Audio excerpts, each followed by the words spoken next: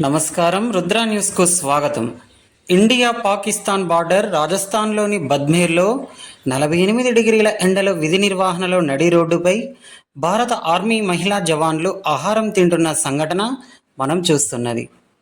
మేకప్లు వేసుకొని అర్ధనగ్న దుస్తుల్లో డ్యాన్సులు వేసేవారిని కాదు మనం అభిమానించాల్సింది. వీరు అసలైన వీర నారీమణులు. జై జవాన్, జై హిందూ, జై భారత్ అందా మనమందరం ఒక్కసారి.